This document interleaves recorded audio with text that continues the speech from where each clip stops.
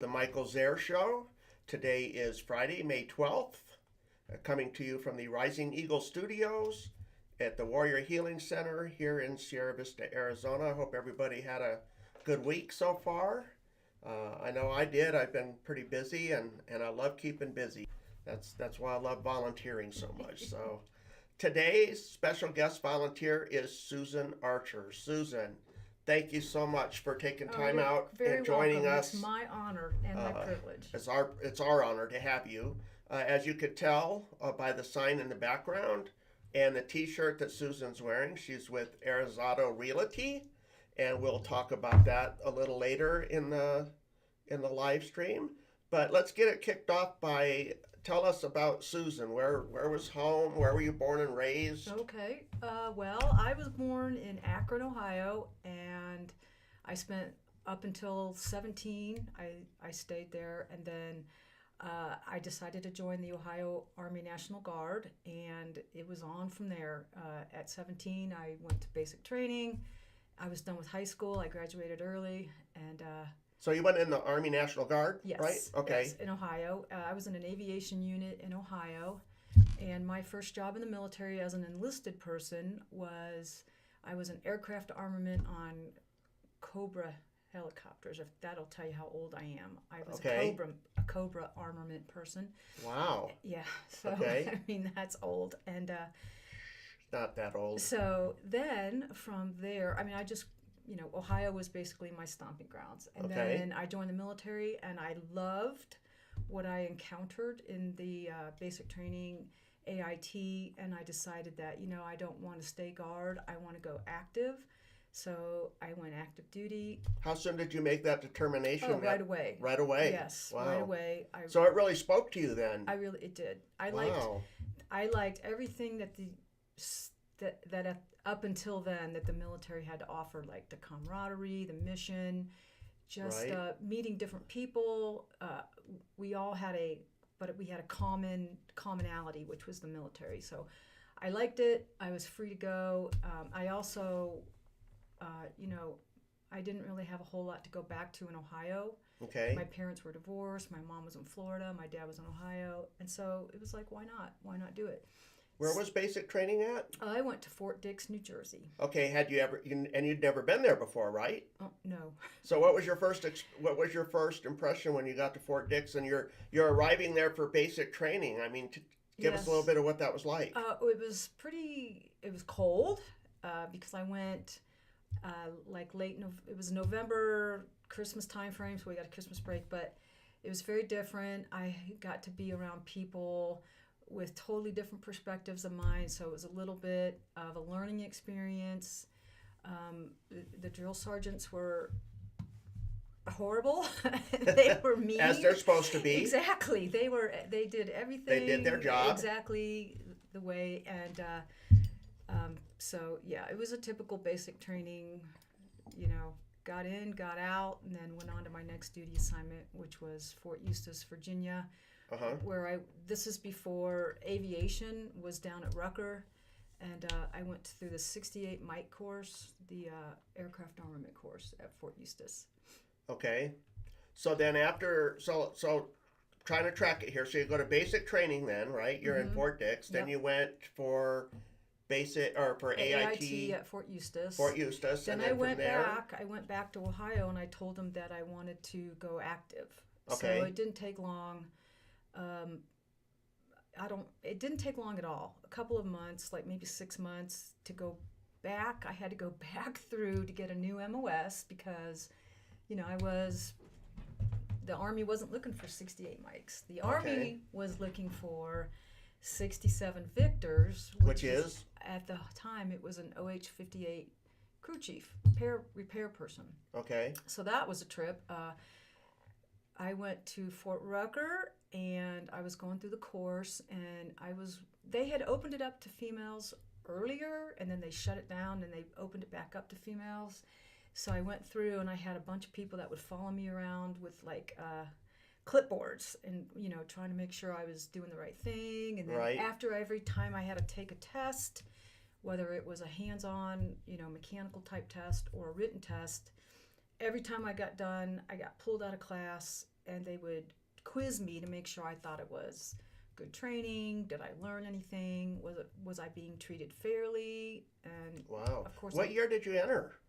1980. I signed up in 19. This is the National Guard 81. 81. And I went in 82 to basic training. Okay. And then I went to Rucker.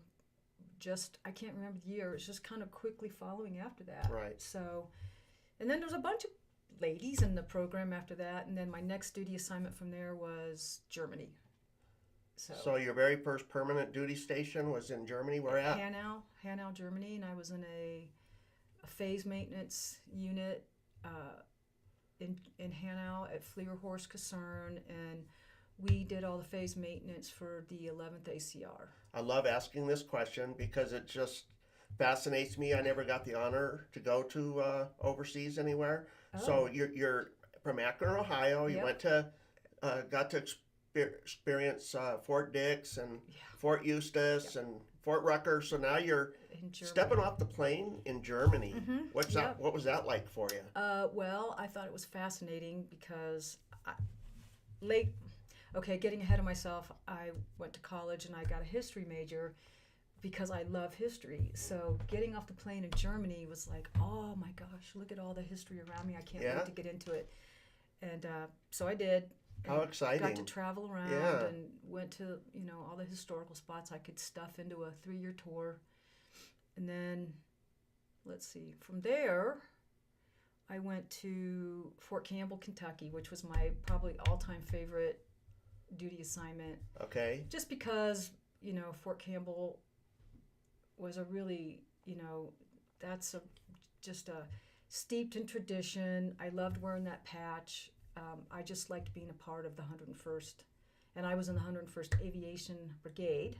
Okay. And en route to Fort Campbell, I went through the ALSE course, which is the Aviation Life Support Equipment school at Fort Eustis. And then when I got assigned to Fort Campbell, I was one of the NCOICs of the 101 Aviation Life Support shop. So when you went back to the school that you just mentioned, it was so long. ALSE. Yeah. Yeah. What was the training and stuff like for that? What did you learn?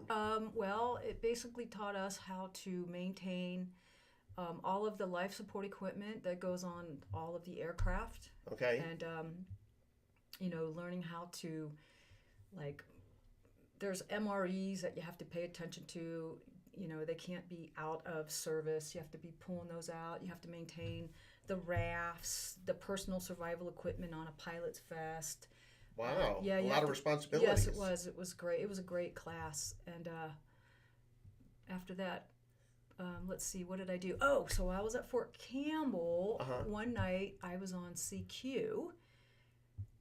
And charge of quarters. Yes. Well, I remember those days. Yes. The only thing that was cool about CQ was that we got the next day off, so I looked forward to sleeping in the next day.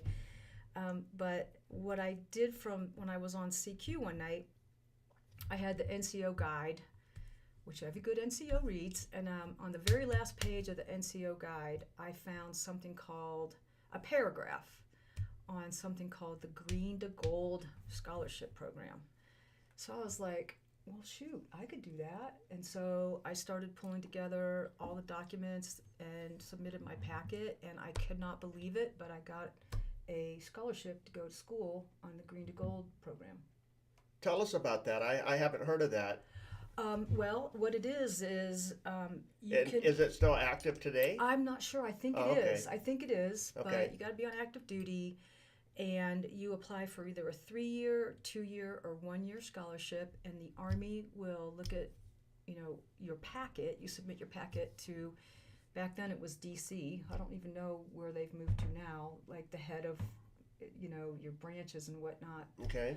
But anyway, you submit your packet, and they decide whether or not they're going to give you a scholarship, and then they take you off active duty with the Chapter 16.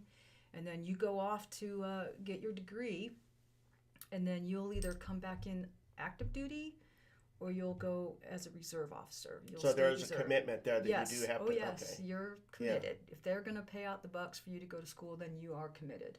So Do you go into like a reserve status or You do. anything You when you go say in- they take you off of active duty? yes, you Okay. go into reserve status, Okay. and I was in an aviation unit again, and I was really, really hoping when I got commissioned that I would become an aviation or pilot or something. Right. But I had such bad eyesight that I just didn't even want to. I knew I wasn't going to be able to get picked up for aviation because of my eyesight. And what was your rank when you applied for the green to gold? I was a staff, I was an E5 when I applied for Okay. it and got it. And then, so I went to school. I went to the University of Akron. I went back home to Akron, and because my dad would let me live rent free, and I didn't have to pay rent. And, Yay. so I went to the University of Akron through the ROTC program, and it was great. I loved it. And it's also, I was an older than normal student. Okay. I was a non-traditional student because, I'd been on active duty. I didn't even start college until I was probably 24 or 5. Okay. So my peers, my college peers, they thought I was some kind of old lady, so...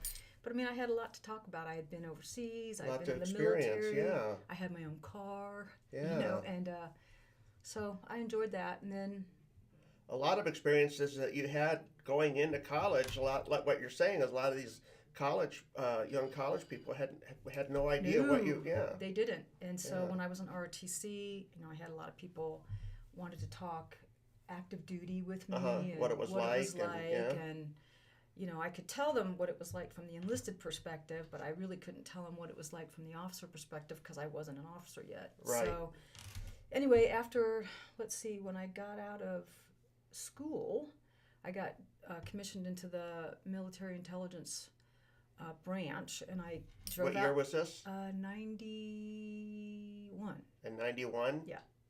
And then That was right when Iraq was kicking That's off, right. right? Yep. Yeah. Yep, getting ready. And of course, everybody, all of us kids in the ROTC program were desperately wanted to be a part of the active duty, the active military, so we could go. But of course, we couldn't. We were just Right. college kids. So anyway, I got commissioned.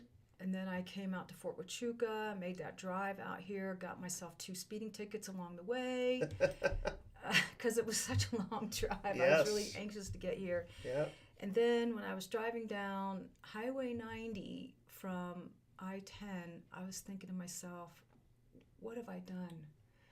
What have I got myself into? Because this was there's this nothing but vast desert, yeah. desert, which was totally unlike anything I had ever experienced. I was from Ohio. It's green Yeah. and got Rivers, there's actual water. You can go swimming. Yeah. And anyway, then I just kind of rolled up to Fort Huachuca in my little GTI that I bought overseas in Germany, and I was like, oh, phew, finally a military post, something I'm familiar with. Right. What was your rank when you transitioned into the, like, for example, because did you get like first lieutenant or? No. So you did start off at second? Lieutenant, yeah. Okay. But you get a little R, or no, is it an R? That just shows you've got, I can't even remember. But anyway, E. I was an 01E because I Okay. had enlisted time. Okay. So went through school here, went through the basic course, and then I was lucky enough after graduation to pick up a combating terrorism course. Oh, I went to the strategic debriefers course, and Fort Huachuca sent me to jump school.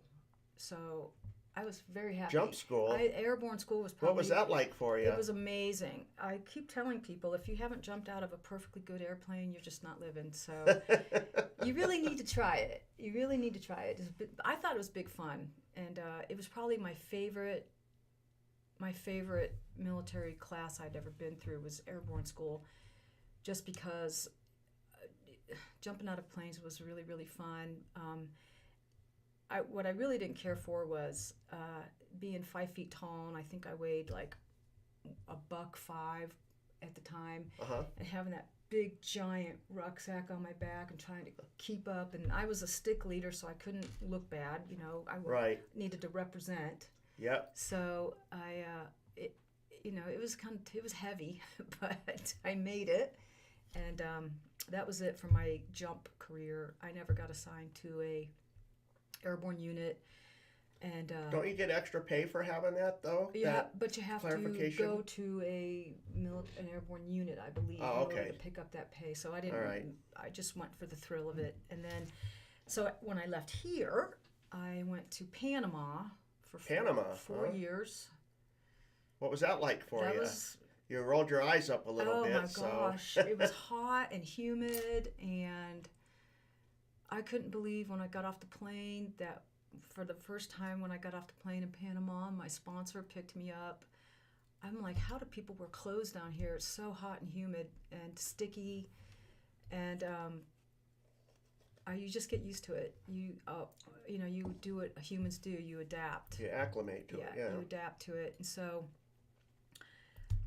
Panama is the place where I learned to enjoy beer because you couldn't drink. Not Germany, huh? No, because I liked the Interesting. little tiny pony bottles of beer that would Uh-huh. stay cold long enough for you to finish it. And because it's so hot, you don't want to drink Coke or you don't want to drink anything with a lot of sugar in it. A lot of water, a little bit of beer, but beer wasn't really my thing. Right. But I learned to like beer when I was stationed in Panama because it was so hot. And I was on both sides of Panama. I was stationed with the big MI brigade down on the Fort Clayton side, and then I went and did time with the tactical MI company that supported the infantry unit that was on Fort Davis. What were some of your daily not routines, your daily objectives and from your mission when you were down there? Well, we were a part of the drug interdiction. Okay. Our brigade played a big, huge role in that, and I was also because I had gone through the strategic debriefer course for my first year in Panama. I was in civilian clothes. People didn't really know I was in the military. Didn't know you were in the because military, I was interviewing people. We interview. We don't interrogate when you're Right. a debriefer.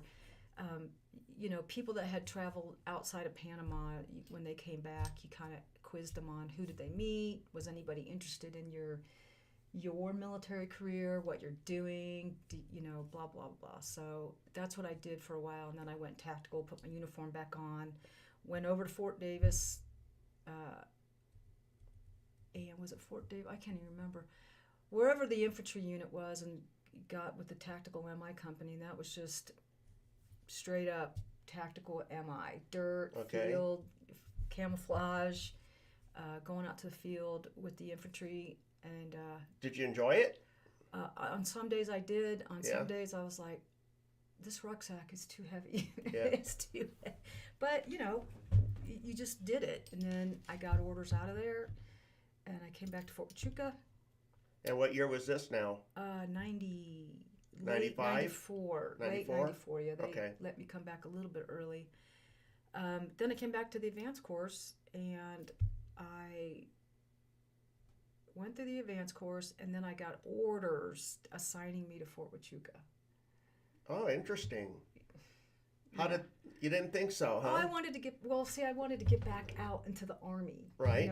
Get back out there with the tactical people or But whatever. maybe you did too good of a job. Maybe you impressed the wrong person. Maybe, but what happened was when I got assigned here, my first job, because I needed to find command time, but my first job was the editor of the MI magazine, the Military Intelligence Okay. Professional Bulletin. So I did that, and I worked with a lot of really, really great Department of Army civilians. Now I'm confused about something. You have an MI MOS, right? I was a 35 Delta, yes. And they had you doing pretty much journalism. Basically, well, because it was still a slot for a MI officer. Oh, okay. Because it's a professional bulletin, it's a journal. Gotcha. And okay. so, you would go out and basically solicit articles from, people were always sending in articles, and then you're always wanting to hear, perspective from G2s, people who had been deployed. I did one of the One of the magazines I did was totally tactical. You could see where my mindset was going, Right. tactical. Yeah. So I had asked people that were assigned to the NTC and JRTC and the other training places to submit articles on how to be a good tactical MI person. And then I had a little staff, and What was your rank at the time? I was by then I was a captain. By captain. Oh, Yeah. so now you're a captain there. So then I got command, and At Fort Huachuca. at Fort Huachuca, Okay. and then like this is me leaving command. I don't know if you can see that, but Let's take a gander here. yeah, that's me leaving command. Wow. Yeah. Had to look for you in that tall That's, thing of yeah, look trees for there. you have to look for the shortest person right there. That's me. Yeah. But I think for me, the most awesome thing that happened for me while I was stationed here is I met and married my wonderful husband, John Archer.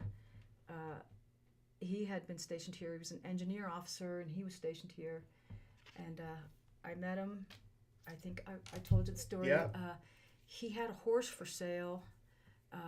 And I saw the little pull it tag on a bulletin board at a feed store, and I thought the horse was really pretty, so I grabbed the number and I Right. went out and looked at the horse, and that was it. What I find fascinating about that is that you're from Akron, Ohio. You don't associate that with any kind of horses No, but or anything. So Arizona must have started slowly creeping into your bones. No, or the actually, West, or... I was a huge horse fan when Were I was you? a kid. Oh, I used to Okay. beg my mom and dad for a horse, but we lived on this tiny little suburban plot, and they would never go for it. So I guess, Arizona did sort of help me attain my horse dream, Right. because I did end up getting a horse, and we kept several horses up on post. And here's a picture of, well, I don't know if you can Oh, see wow. that. Yeah, I can see it. Me Yeah. and two of our horses. We had several. Horses, but we kept them up on post at Buffalo Soldier Corral, and we had at one time up to like 7 or 8. So it was crazy. So when you got married, Uh-huh. and your husband's first name again? John. John. Mhm. So when you and John got married, then I'm guessing that you had like what, quarters on Fort Huachuca or something? Nope. I had already purchased a house. Oh, you already bought a house. I'd Okay. already bought a house because I knew I was going to get. I knew I was getting assigned here, so I figured, why rent? Right. You should buy instead of throwing your money away on a rental property. So there's that little renting. realtor starting to creep in there. Yes. So that thinking. I bought my house over there in Eagle Ridge. Okay. So I lived in Eagle Ridge at a cute house in Eagle Ridge, and then let's see. We got orders. My husband and I both got orders to Korea, so we went to Korea and rented out the house. And Did you go joint domicile then Nope. when you we did were you both both go? Or? lucky enough to get single 1-year Okay. tours. He was in 8th Army, and I was with the big MI brigade at outside of Yongsan. But you both went to Korea at the same time? Yep, we were lucky enough to be unaccompanied, but we went at the same time in the same. Interesting. Yes, it's interesting that one of us didn't get stuck in like 2ID land, but we both were down in Seoul. And what was your impression of Korea when you first got there? I thought it was crowded Uh-huh. with wonderful, wonderful people. I thoroughly enjoyed my tour in Korea. The Koreans are just some of the nicest, most honorable people you could meet. They treated me very well. I got to work with the Korean Marines, the Korean Army, just by virtue of the job that I had. And it was,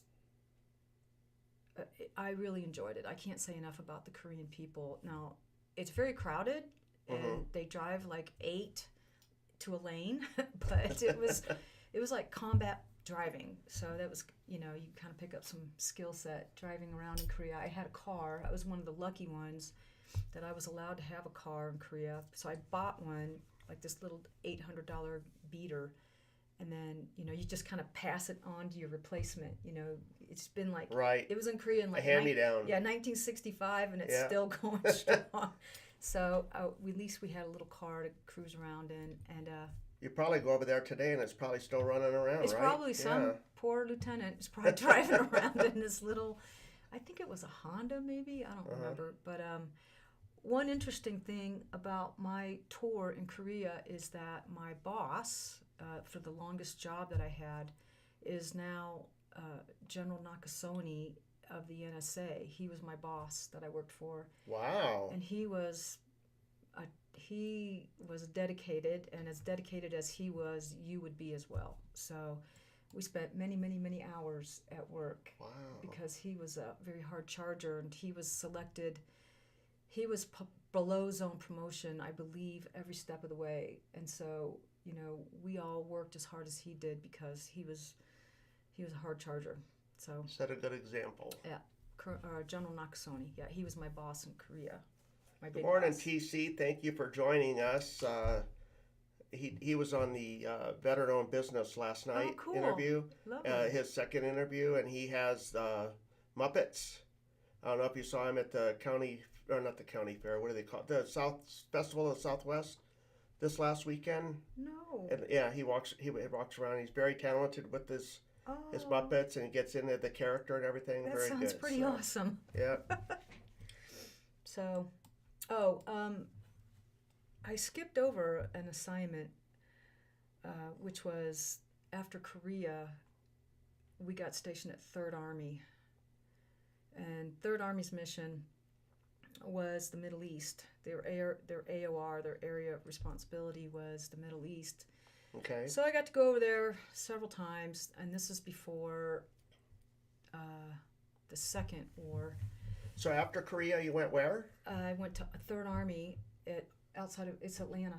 Okay. Yeah, and so we moved to Georgia, bought a house in one of the suburbs of Atlanta, and continued on with the horses. But this is my time, a picture from my time in Kuwait with, I don't know if you can see it, that's me trying to coerce a camel to come over and be petted, because I'm an animal-centric person. Yeah. So this was me and the camel, and then this was me with his little Bedouin guy that owned the camel. He was so nice that allowed me to actually take a photograph of him, or to be photographed with the camel and him. So yeah, I understand they don't like to be photographed. Not so much, but we would go over there and. Did you ever get to ride a camel while you were there? No, I didn't get to ride. Didn't want to, or? They didn't let me. Oh. So this is just a picture of Camp Doha. I don't even know if Camp Doha's there now. I think it's Arifjan. Everything's moved south to Arifjan. So anyway, that was me over in Kuwait. And how long were you in Kuwait for? We would just go TDY, okay. 30 days. I got you. 30 to 60 days at a time, and then rotate back, and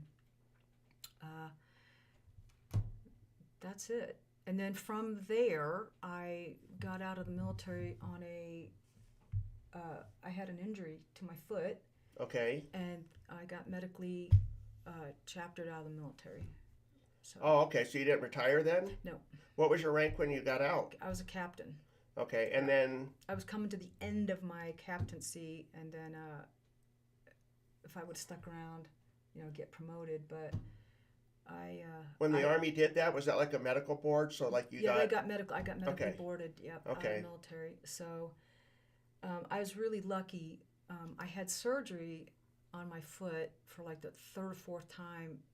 When I was stationed in Korea, they sent me to Tripler Army Medical Center in Hawaii, and I had a wonderful orthopedic surgeon that was taking care of me, and he had told me that he thought my foot was pretty much mincemeat, and he told me that the best thing I could do was to just get out of the military. And I was devastated because my whole entire life as an adult had been the military, and I thought, there's no way, I don't want to do this. And then I realized it was probably the smartest thing for me to do. And this man,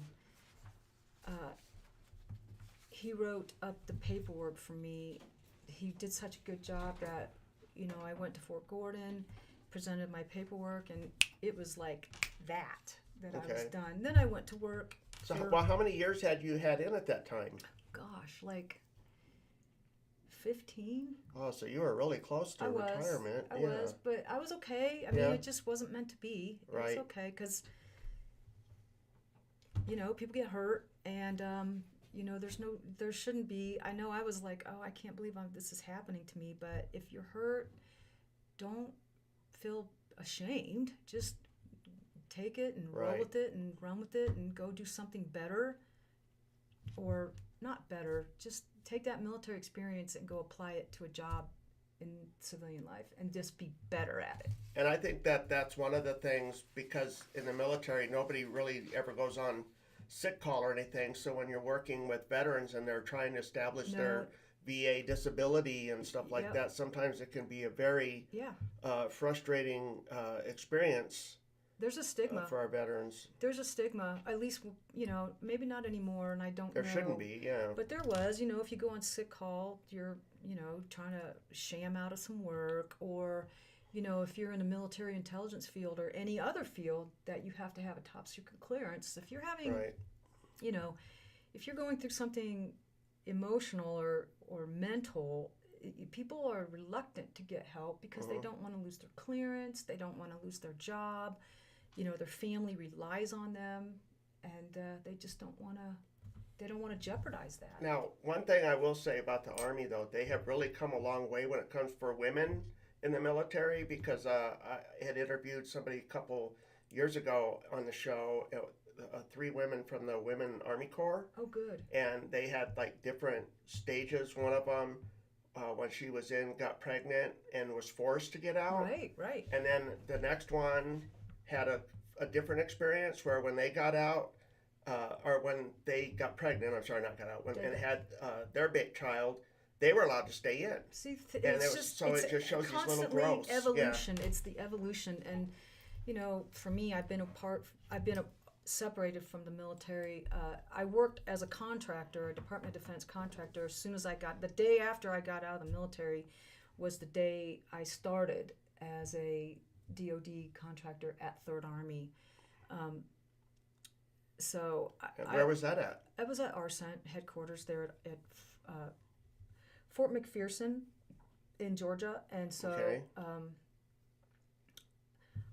I was in the simulation branch where they're running sims to do exercises with the Army and whatnot, and then we would take that show on the road and go overseas and go back to the Middle East. But this time I was a civilian going back to the Middle East. And was your husband still on active duty at the time? Yes, he was still on active duty. Yep. So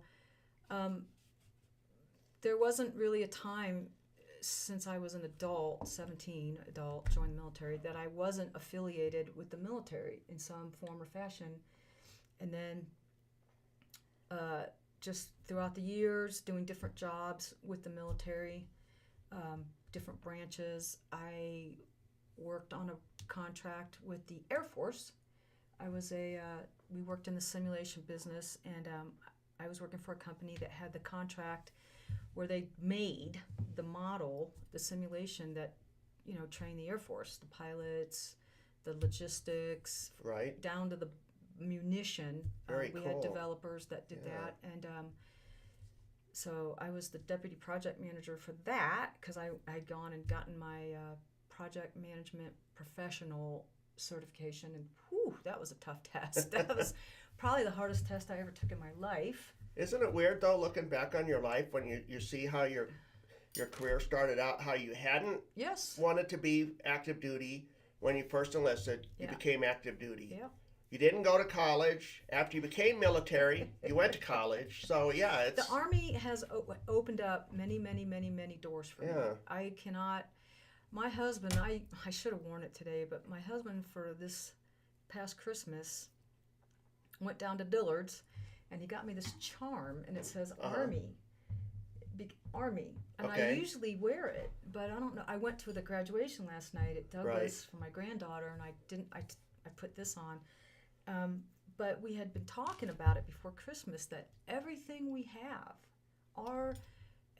we have together was because, in some form or fashion, due to our military experience, our Army just the schools that they allowed us to go to, the places that they've sent us, the different people that you've met along the way. The fact that you were both sent to Korea, Oh, I know. and that doesn't really happen all It that doesn't. often in the military. We were so ecstatic to Yeah. be, and I didn't need to do an overseas tour because I Right. had just come back from Panama, and they were like, "Well, if you want to go, we'll send you." And I was like, "Great!" So I was glad. I was very glad to go to Korea. Korea was one of my favorite places to go. I can highly recommend it to people. It's a So great tour. I'm hoping that your husband will come in someday and sit down and I'll share try to his talk him story. That into would be it, yeah. great. So, John, if you're watching, you're on my radar to come down and share your story. Yeah. Because I want to find out how you went from being, you got out, and then you're a Department Army civilian. Yeah. You're in Alabama, I think you said, or I was in Georgia. Georgia. Yep. You were in Georgia. Yep. So how did you and John end up choosing or ending up here in Fort Huachuca of all places? Well, we met here. Right. And John had children from his first marriage, and his sons were still here. And he wanted to and his grandson. Okay. So when he was done Family working, then. yes, it was family. And he said, "Okay, do you want to go back to Fort Huachuca?" And I was like, "Oh, but why?" And he said, "Well, because my boys are there." And I was like, "Okay, I get that. I love you. I want to do for you now. Let's go Right. back to Fort Huachuca." So we moved back here in 2018, at the end of 2018, and then it ended up, and I know you know this, it ended up to be a blessing in disguise because we lost Chad Right. last year Right. in a motorcycle accident. So, it was, when you think about it, and if I cried, don't be upset. It's okay. but It's all right. like, I will not get upset. I promise you. it's like it was meant to be that Right. John got to spend the last 3 years of Chad's life with Yeah. him, and then we lost him Yeah. last year in that motorcycle accident. So anyway, so now And I am sorry thank for you your so loss. much. Thank you. It was devastating for our family, but anyway, And not to dwell, but I had just met him. mhm. I had just met him, and he had really made such a great impression on me. Yeah. So He was a very even good though human he's being. even though he's gone, he's not forgotten. No, he's not. So He lives on in our thoughts, our prayers, and our memories. thank you so much. It's Mhm. very. It makes me feel much better to know that there's people out there that Yep. remember him for all the good. Yep. He was good. He was a Marine, so Anyway, That's okay. I know we love our Marines. We love our Marines. So, like everybody in our family, though, I mean, my sister, my brothers-in-law, Uh-huh. my nephews, they're all military. I was going to ask you if everybody in our it ran family. in your family. Yeah, all military. Air Force, Marine, Army. We don't have any coasties yet, but you never know. Don't forget Space Force, too. Oh, and Space Force, yeah. So we don't have any of those yet, but we have a grandson getting ready to graduate from high school, and we're trying to figure out what's he going to do. So, I mean, it's legacy. Space Force. It's legacy. So, anyway. So Beverly said that she missed the first part of the interview, and she wants to know what the sign is in the back. Oh, okay. So So we moved back to Fort Huachuca, and I needed something to do, and I was really interested, based on my experience of purchasing a home here in Fort Huachuca, well, in the Sierra Vista, Fort Huachuca area. So I went and got my realtor license because I like to do paperwork, and I didn't really feel like I was going to be a realtor to sell houses. I just wanted to be what they call a transaction coordinator, making sure all the paperwork is good, all the T's have been crossed and the I's have been dotted, and just making sure that because it's very regulated. And a broker could get into they'll be fined if they get audited by the Arizona Department of Real Estate. So I just wanted that's what I wanted to do. And then my broker really encouraged me to kind of put down the transaction coordinator hat and get into selling real estate. And I've turned myself basically into a buyer's agent, and I love working with veterans. As a veteran, I love to work with veterans. And so what I went and did is to get this little designation called the Military Relocation Professional. So I got certified in that, and So that's actually a certification. yes, for a realtor, yes, Okay. it is, and that means that you are constantly keeping up with, BAH, just knowing about PCSing, knowing about the military, understanding the rank structure, understanding the PCS season, understanding that people will get literally sometimes 30 days to, they could be in Germany and they got 30 days and they're going to be at Fort Huachuca and they got to get over here on a plane, or maybe we'll do a Zoom call and try to find a home for them and their family, talking about school systems for their children, Mm-hmm. talking about, possible employment opportunities for their spouses. A lot goes into it. It then. does. It's It not, does a lot. yeah. So for me, it was just a natural progression in my realtor career to get certified as an MRP because I love working with veterans. So when I got done getting my MRP, my broker had the sign made, and we actually were at Vet Fest last year because Yes. Chad was a part of that, and That's he where had I asked met me, him and you for the first time. We participated. My broker is a big, huge military supporter, and he asked me, "Do I want to do this?" And I was like, "Heck yeah, I want to do this." So, we were at Vet Fest last year, and we, got some really good gifts that were donated to us, and we made some good money for the Warrior Healing Center, Great. which I'm very happy to support. And just so Eric knows and Robert knows, I'm not stealing any of your veteran-owned business interviews here, but the Arizato is not a veteran-owned business, No. but you do, as a veteran, represent I do. veteran clients Yes. with Arizato. Yes. And tell us how that name came about. You told me off camera, but I Okay. thought it was interesting. So my broker, he has a license in his sister, and he had license in Colorado and Arizona. So they put the two words together to call it Arizado. Just put Right. Arizona, Colorado together, and we're doing okay. It took us. It's a very small boutique real estate company. It's right up on Fry Boulevard, very close to the main gate, and Mhm. just a nice company to work for. We're not, we're not a large, sprawling. We are very small and very customer focused, and we like to work with veterans, and we try to make sure that people understand their VA, what's available to them with the VA. Right. And also representing veterans buying houses, making sure that, the homes are up to the VA standard, and, things like that.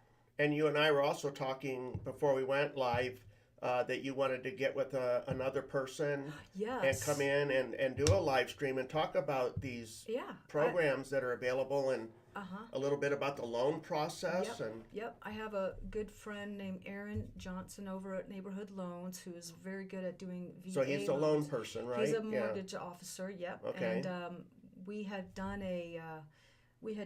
basically a VA clinic at his office, Mhm. talking about, what does it take to get a VA loan? What is a VA loan? Who's eligible for a VA loan?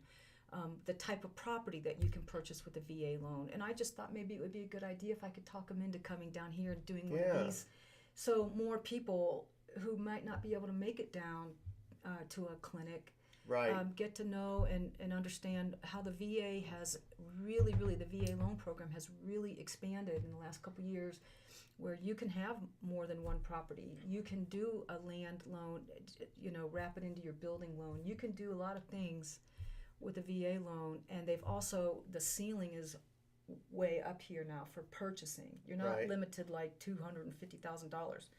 So I don't like to step on lender side of the conversation. I understand that. So Yeah. I would prefer to have Aaron come and let's do it together.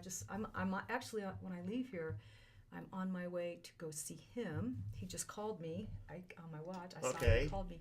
So I'll bring it up and we'll get in Yeah, here. that would be great. The Warrior Healing Center said that is such a great resource for local veterans. We'd love to have you and Aaron here to present more about VA loans. I think it's a great. Thank you. It just kind of hit me when I was talking to you that we should do this in front of the camera Mm-hmm. because there are people that, can't make it to the clinic. So why not this beautiful studio? Why not? Right. If you're offering, we will take advantage Yes. of that. Yeah. Yeah. And all it costs you is your time. There's no fee to use Right. it. So, Thank you. also, the Warrior Healing Center had said earlier that Chad was very loved by the veteran community out here, Thank you. and he was also a big supporter and proponent of the Warrior Healing Center. Yeah. He sure So- was. So, what are some of your hobbies and community activities and things that you do now that we were lucky enough for you and John to choose Sierra Vista and Cochise County? Well, it's not really turning out the way I thought it would. I had told my husband, if you're going to make me move back to Fort Huachuca, I want another horse, but I moved into a neighborhood that doesn't really allow me to do that. So, Oh, speaking of that, the house that you had, that you said when you went to Korea and you Yeah. were renting it, did Yeah. you end up selling that I house did. then? I ended up Okay. selling it, yep, and did okay for myself, if I do say so myself. Anyway, good market. It was just a good market. Right. And I had a great renter. He worked for the Border Patrol. So, Oh. let's see, what do I do? So, yeah, I you were work. saying- I work a lot. Yeah. I Well, work you were with- saying how you were going to buy it. You were looking at a I house put or. the horses down yeah. because I'm just not in the neighborhood to.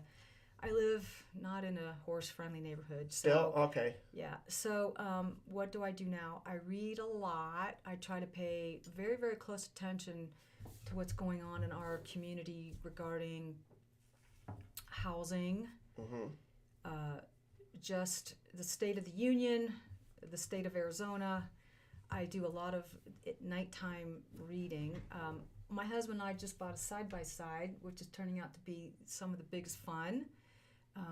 So That's a motorcycle, it's the right? like an ATV, but it's a side-by-side, not an ATV, but it's Oh, a I know what you're UTV. talking about. Yeah, a UTV. Yeah, I know what you're So, talking about. Okay. We Gotcha. went and got a used one of those just to make sure that we liked it and we love it. And Where do you drive that? Where do you ride that at? let's see, we've gone to the gas line out there in Whetstone. We did the Montezuma Trail. Oh, We that's just right. got They're it. licensed, right? Yeah, ours is street legal, Yeah. and we just got it. So this weekend for Mother's Day, Uh-huh. we're gonna go ride Middle March Road. So Oh. we'll pack a lunch. So Have you been out like to the dunes with it yet? Like out in Yuma or I just anything got like it. that? I just got it. Just got it. Yep. Well, Yep. you gotta test all these places out Yeah. since you got a Plan on it. lot of fun. Yep. I That's the mean, plan. I see people using their four-wheelers going up the mountain and stuff like that. I'm like, I don't think I could do that No, I'm personally, not. but No, I just a little bit of relief is cool, but Yeah. nothing like that. And I'm not interested in 90-degree rock climbing. so you too love old. horses Yep. and reading Cooking. and what else? I love cooking. I'm a spicy food aficionado. The hotter the better. Okay. I love my 2 dogs. I'm a huge dog person. I love animals. What kind of fur babies you got? I got pound puppies. Pound puppies? Yeah, pound puppies. Yeah. So, How old are they? Well, one of them's like, she's on her way to about 15 or 16. Uh-huh. I brought her from Georgia with me. And then, I inherited one from a good friend of mine named Kez. She's a captain in the Army. She had a mini Australian Shepherd, and she got orders to England. And I had just lost my big dog. He had just passed away, and I was super sad about that. And she asked me if I would take him because she didn't want to put him in quarantine. She didn't want to have him go through a Right. 6-month quarantine. And I was like, okay. So now he's like a Velcro dog. He's by my side constantly. And dogs. So given all that, that's all the time in the day I have. Dogs, cooking, eating, Realty. realty. Whew, yeah, realty. Yeah. And that's basically me. You know, Leslie Bryant, she does the service animals here, trains them for veterans. Yes. And Amazing. I tell you, it's so hard being a dog lover. You see these dogs come in and you can't pet them because they're in training. Right. Or even if they're a full service dog. Yeah. My first instinct is, I want to, but you can't. Yeah. You can't. And it's I just- go to Cal Ranch and I see them out, dog in training. They're Right. just trying to socialize the dog. And if my first instinct is to go, Yeah. oh, come here, nah, nah, nah, but I can't because I respect that the dog is in training. And these are going to be somebody's very important good buddies. So I don't want to mess with that.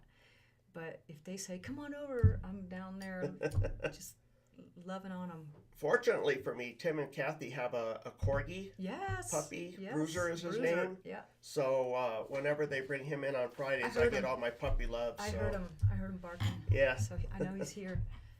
So Is there any last words or any kind of inspiration that you'd like to leave our viewers with?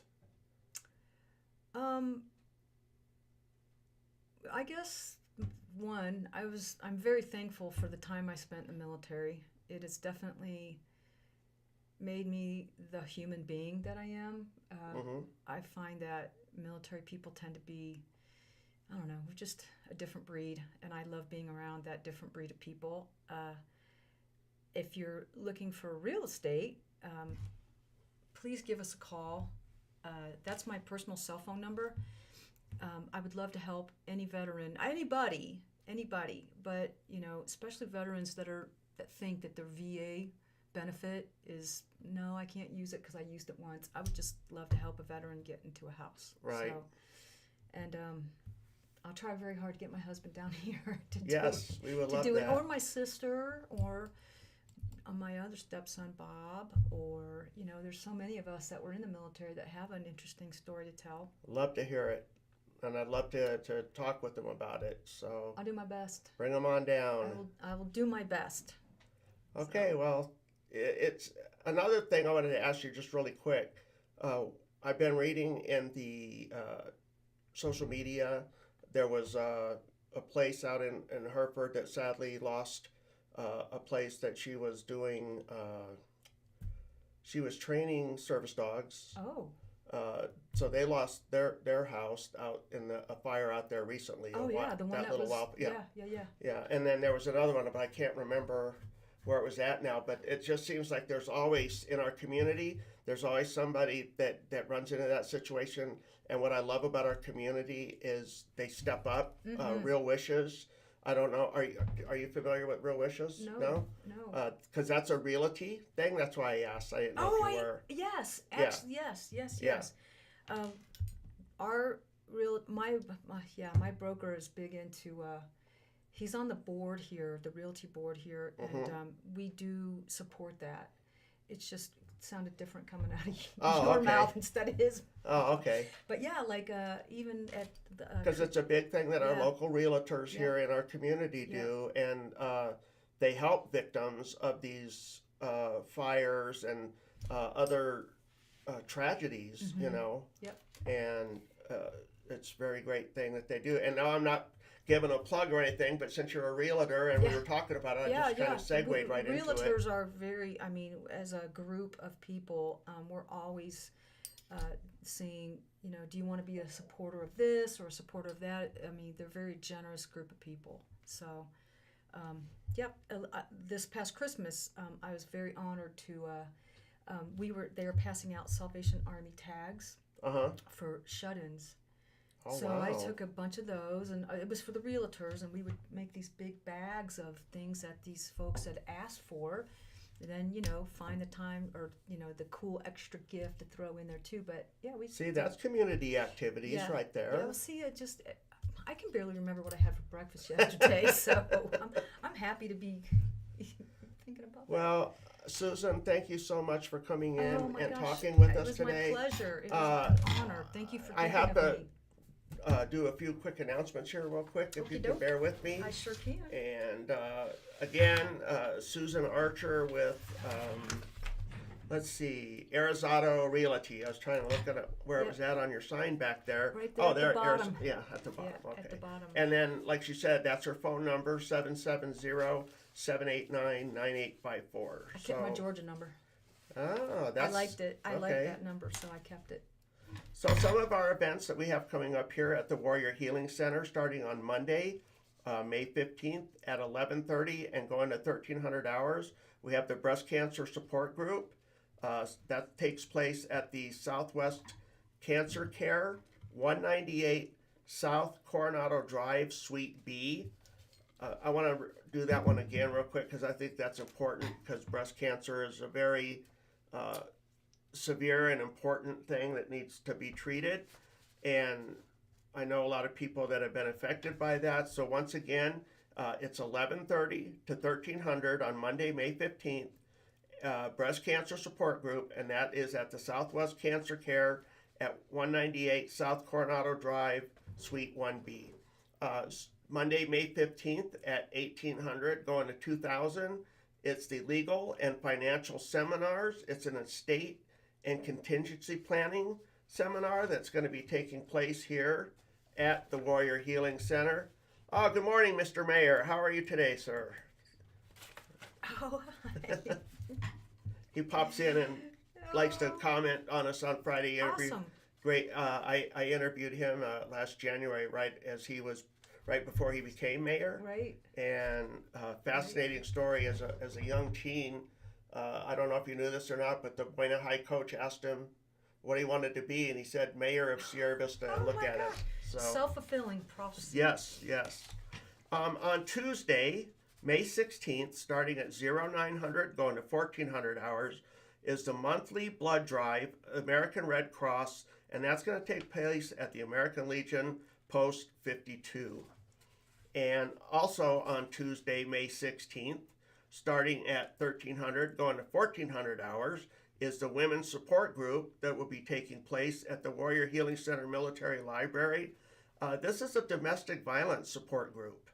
So if you are a victim of domestic violence, which is, again, it's another very serious situation. Yes, to very. be in. Yeah, Yes. and it's sad. Come So, get help.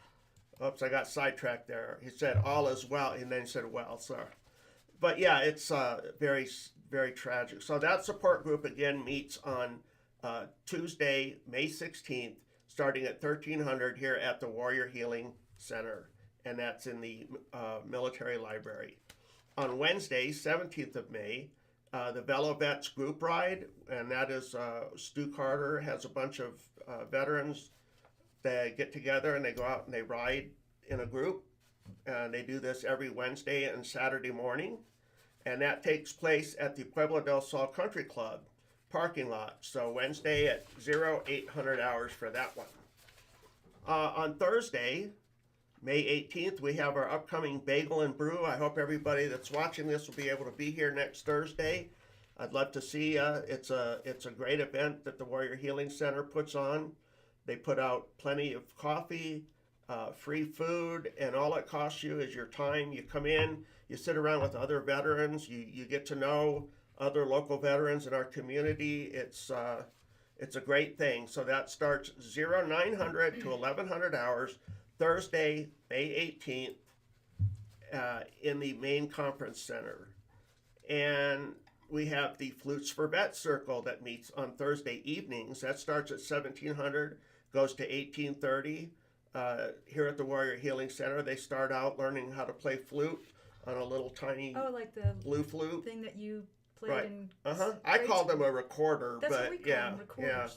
Right. And then as you're done and you get better and you graduate, you get a free Native American flute Oh, wow. for free. So it's I know 3 people that have taken the class and received their Native American flute, and they said it was a great experience, very positive. So if you haven't done that, and if you don't even have to be musically inclined. I mean, my gosh, they teach you how to play it. It's awesome. Sounds like big fun. Yeah. Yep. And last Friday, 19th of May, starting at 0700 hours, going to 1500 hours, they're having their rummage sale over at the American Legion Post 52 in Sierra Vista, Arizona. So that's all the announcements I have. Again, Susan, I can't say thank you enough Thank you for having coming me. in, and Thank I hope you. to meet your husband and have him sit down and share his story with us as well. Thank you. So- I'll do my best. So, oh, wait a minute. Let's see. Because it's one little boo-boo here on the sheet. Because it said, I'm looking. Yeah, breast cancer support group. Okay, so it meets here instead.